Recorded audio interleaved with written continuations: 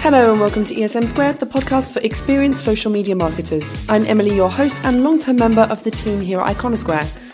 Iconosquare is one of the leading analytics and management tools for Instagram, Facebook, Twitter and LinkedIn. We're proud to work with some of the biggest agencies in the world, as well as huge brands such as Patagonia, Sephora, Versace and even NASA.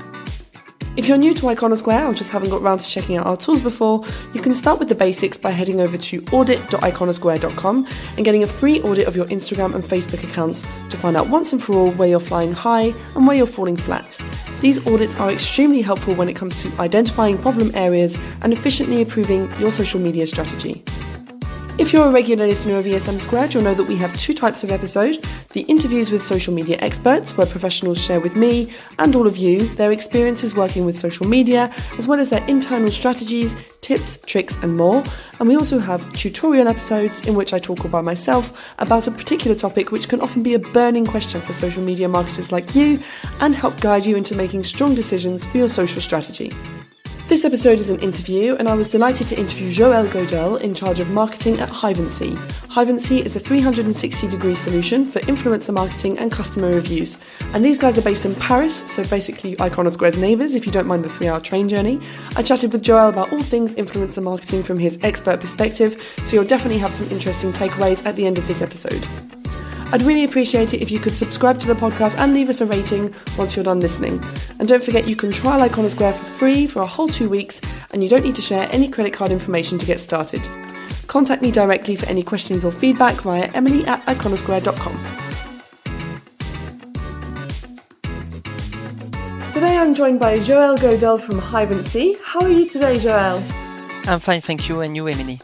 Great, thank you. Let's get straight into the questions. I wanted to start out this chat by asking you about Hivency in general. Maybe you could tell our listeners a little bit about the company, what it is that you guys do, and maybe more specifically what your role is within the team. Okay, so Hivency is a influencer marketing platform. So basically, we help brands and companies to find influencers and consumers to talk about their products. So we have been created 4 years ago. And we have today around 4,000 influencers working with us in many countries, many in Europe. And we help brands like L'Oréal, Sephora, brands in the food industry also, brands in the technology industry, find influencers and consumers to talk about their product, give reviews, share stories about their experience with the different services and products they can offer. Great. We have a lot of customers in common, actually, I think, with Iconosquare. Can you walk me through the process from the moment that Hivency onboards a new client to the delivery of your final service? So the flow is as follows. When a contract is signed, there is a first handover done between the salesperson and the customer success team to make sure that they have all the information to prepare the account. Then we have a kickoff. And during this kickoff, we make sure that the salesperson is also in the meeting to validate the alignment of everyone. We want to make sure that all the information that was given during the sales process and everything that was agreed upon is still true and accurate when we start working with the account. So during this meeting, we discuss about the objectives, campaign IDs, the onboarding process itself, making sure that also we give an overview of the platform to the audience, because often you will have people who are from the management team or from other departments that are coming in the kickoff meeting to understand what they are going to work with, and they might not have a full picture of what the platform can deliver. Then we go through a training, and most of our plans comes with a dedicated customer success manager. But for the plans without this kind of support, we still have help centers, tutorials, and even an influencer marketing academy to help people better understand what you can achieve with influencer marketing. And we have also a customer success manager that can intervene from time to time on those accounts to make sure that they make the most out of the platform. And what would you say that professionals are looking for today in an influence partnership? What are their goals? How successful are they in their results? So one thing that is super important is trust. People are looking for influencers when you are a consumer to get the information they need, to get the knowledge, and to have a source of information that is reliable and that is expert on the domain. So the brands are looking for this trust to be able to start a conversation with potential consumers. They want influencers to carry the same message, brand values, and really address the right audience, because it's a matter of fit. There is a fit between the influencer, the audience, and the brand. And when those three are working well together, is where you get the most success. We also rely on influencers as brand and companies to get content. Those influencers are very knowledgeable of what people are expecting. They also have a creative take on how to present products and services. And this creation, this user generated content, is very valuable for the brand because it's an opportunity to show the product in a different way and also give proper experiences, proper testimonial of how you use a product with real humans. When it comes to the goals, you can achieve many things. Most of the brands are looking for awareness. Working with influencers is an opportunity to reach out to a huge audience that has interest in your product or your domain and will help you reach people on different channels. It could be TikTok, Instagram, YouTube. And this way you are going to be more and more visible. So the difference with Hivency is we work with micro influencers and nano influencers, meaning that there are people with very small communities, meaning that instead of working with one famous person, you might be working with 100 micro influencers who are going to have multiple audience and multiply the messages to make sure that people know you exist. Other brands are looking for sales. Generating sales is, of course, important for a lot of companies, and they work with us to send promotional codes to influencers for them to help their community benefit from it. Sales generation is something that works only if you have been doing influencer marketing for a long time or if your brand is really well known. Lastly, you've got engagement. With influencer, you've got a higher engagement rate. Since you have a conversation that is more on the same level, since you are talking with experts that should be unbiased when it comes to talking about the product, there is more engagement for the community because they know the influencers. They have been listening or reading or watching their content for a long time. So they are very comfortable with what they provide and they engage a lot with it. So that's very interesting in terms of building loyalty. And as a bonus, you've got also the reason to believe. As marketers, we love reasons to believe. And when you work with influencers and consumers to do reviews, you get those examples of why you should trust the brand. How is really the product feeling when you apply it on your skin? Is it working? Is it not working? We make sure that people give authentic review and we avoid those impression of everything is perfect with the products, because the reality is a product can be good for someone and not so good for someone else. I can try to a shampoo for curly hair. It won't be super efficient with me. An influencer is efficient with his audience after months and months of creating content. That's why they create so much content. They have their own tone, their own way of using the products. And that's what the people listening to them are looking for. You know, they want to make sure that they recognize themselves in those influencers, even if those people can be aspirational. Mm. Can you give me any examples of brands that Hivency is working with or has worked with and how they manage to keep on track with their objectives? So we are working with a lot of famous brands. We are working with all the big cosmetics firms, to be honest. We have L'Oréal, we've got Estée Lauder, we've got plenty of brands of that size. We are working a lot with labs that does pharmaceutical product, like food supplement in Spain, in France. We work a lot with clothing. So we've got ASICS, for example. We work a lot with food. We've got Michel and Augustin in France, which is a well-known brand in France, and who is working with influencers, for example, to help design their packaging. So a typical campaign with Hivency can be an influencer campaign or a consumer reviews campaign. If I look at the influencer campaign, we are talking about a brand who is going to activate between 10 to 50 influencers, usually micro influencer with community around 10 to 50K followers, mostly on Instagram today. It's what we see. We are starting to see a move towards TikTok, but it's very early stages because brands are not yet ready to make this move. And they will work on focusing on testimonials on the product. So a lot of them are looking for first benefiting from the audience, so making sure that they reach out to more people and generate awareness. But also they want to get the content that is ultimately produced to use it for their social ads, for their website, to be able to demonstrate what their product is all about and what are the people saying about it. Are you noticing that more brands are turning towards micro influencers these days, or are there still many brands who are going towards the big guys, the really big celebrities to market their products? One of the challenge with macro influencers and celebrities is that first, they are leading to a huge risk for a brand. If you look at what is happening with those influencers promoting cryptocurrencies, promoting products that are dangerous for the health, you see that there is a massive backlash possible for the brand. So going for those macro influencers and celebrities means that you are vouching for their way of living and puts you in a difficult position when something goes wrong.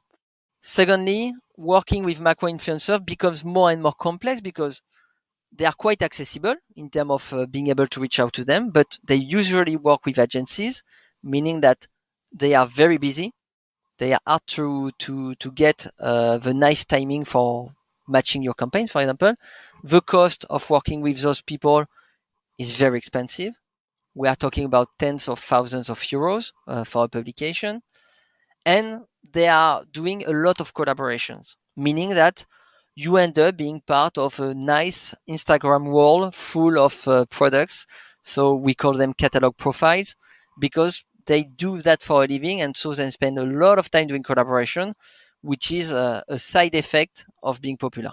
So the brand look also towards micro and nano influencer more and more and reducing the communities because they see two interesting points with it.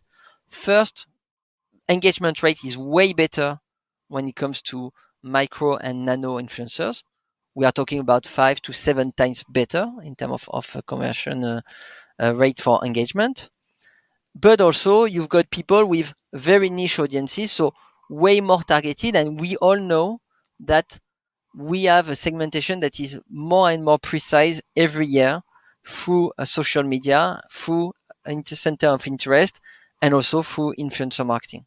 Can you tell me what the difference is between influencer marketing and consumer reviews? Like what's better? Should you use them both? Typically, you should use both because first, influencer marketing is useful for brand awareness, for long-term effect. But when it comes to sales generation, I told you that it takes a bit of time to get the benefit. It requires for you to use promotional code, and which is interesting, but as a cost in terms of margin. When it comes to consumer reviews, we see that more and more consumers are looking towards those reviews, even if they know that they need to be careful about the way they read them. You need to have some. Not having reviews means people are not using your product, not interested in talking about your product, and so it's not a good sign. What we want to make sure with consumer reviews is that we've got reviews that are first going beyond the 5 stars, because having stars is not very useful because we see the behavior of people navigating the website. What they do, they look at the top stars, so 5 stars, they look at the reviews for the 1 stars, and they make an opinion out of that. Unfortunately, the reviews tend to be very short. You've got reviews of 5 words, great, not so good, bad customer support or whatever, which is not helping me with my purchase. What I'm looking as a consumer in reviews is how do you use it? What were the challenges with it? What is good about it? What is bad about it? Is it working or not? But you want to have an experience put into context. Because something that is working for someone that is similar to me in terms of skin, in terms of hair, in terms of behavior, might be more relevant to me than someone who is just saying it's good or bad. as a product. So consumer reviews are important because we know, and it's been demonstrated many times. And if you look for studies online, you will find a number of studies that show you that conversion ratio is better when you've got reviews. When you've got reviews that are long, you've got better conversion also. When you have reviews that are recent, like 2 or 3 months maximum old, you've got better conversion ratio. So you need to have a strategy that is a long-term effort. When it comes to influencer marketing and consumer reviews, you need to bet on a yearly plan. You cannot do a one-off. You need to invest and do regular campaigns, whether it's campaigns for influencer marketing or to get consumer reviews. Those need to happen every other month. Okay, and I guess that actually applies to everything. It's not just like skincare, beauty, the rest of it. It can be a SaaS, somebody with a service to sell. It can be, I mean, I guess anything that can have reviews online, right? Yeah, it works for every business. As a company, we worked a lot on the review we get on Google My Business, on the reviews we get on G2 Crowd, so a platform dedicated to reviewing SaaS software. This is super important. You need for people to get a better look at what you do, and they need an unbiased view. So consumers is the way to go. And how do you at Hivency measure consumer campaigns to get their success rate? So the way we look at it, there are a series of metrics. We don't look at the number of stars because this depends on the product. It's not up to us to decide should this campaign generate 5 stars review or 3 stars review. Some of the brands that works with us are saying we've got too many stars. We would like to have more reviews that are negative because we need to counterbalance, but also because brands see the value of consumer reviews when in the content they hold. For example, if I review a product on a website, I might give a comment about logistics, about customer support, about packaging, about the size of the product or whatever. And this helps with defining what should be the next product, but also how to present the product in a way that is more relevant for consumers. And this is very valuable. To look at the success, we will look at the number of products sent and how many reviews we got out of them. So that's the first asset. Typical sampling company, so a company where you send product and they ask for consumers to leave review, will have a percentage of review done around 60%. At Hivency, we are lucky enough to have a community that is well engaged with us, and we are closer to 90 to 95% reviews, meaning that for 100 products sent, you get 95 reviews, which is way more cost efficient. The second aspect of success will be in the content itself. How much content is generated? Can I leverage what's in the content? And that's something we can assess. We can tell you how many words we have on average per review. And lastly, and that's more on the company side, is what was the impact on conversion ratio?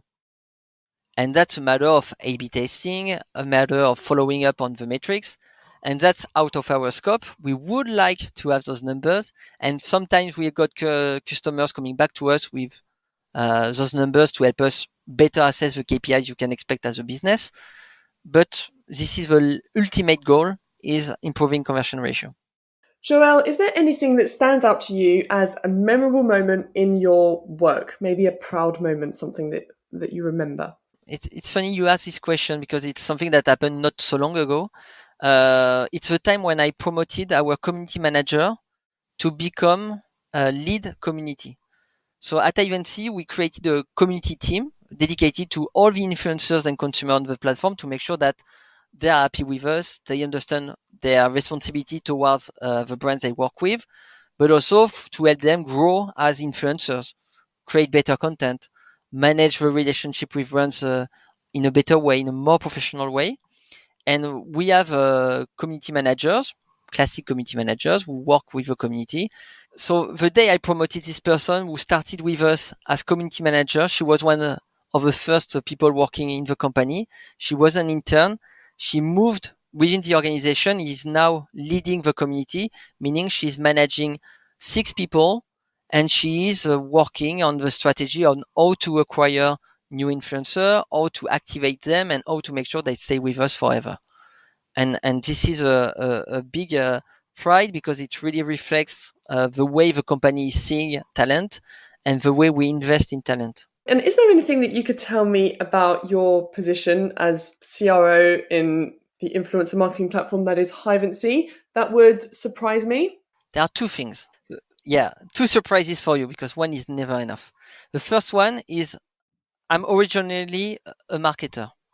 And for this kind of role in our business, 95 or 98% of people who have a title of chief revenue officer or chief commercial officer are coming from the sales. And that's a huge difference in terms of the way we approach the job.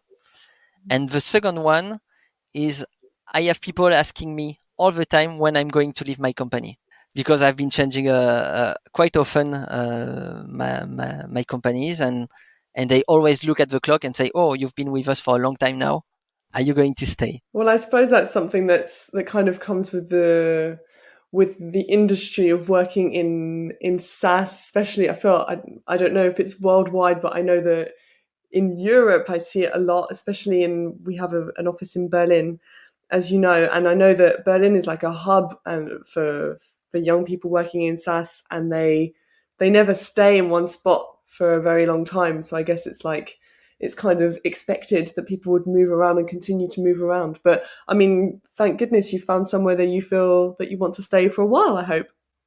Yeah, having the opportunity to change role and being in a business that is evolving very fast, because influencer marketing is moving very fast. Our product needs to keep up with all the changes happening on the platforms, on TikTok, on Instagram, etc.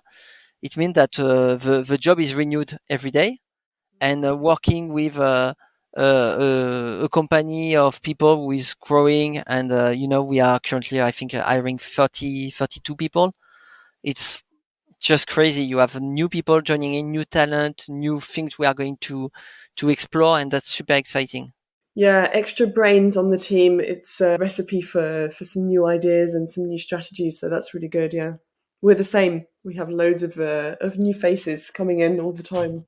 Okay, let's move on to the quickfire questions. So I'm looking for the first answer that comes into your head. Number one, what takes up the most of your time on any given workday?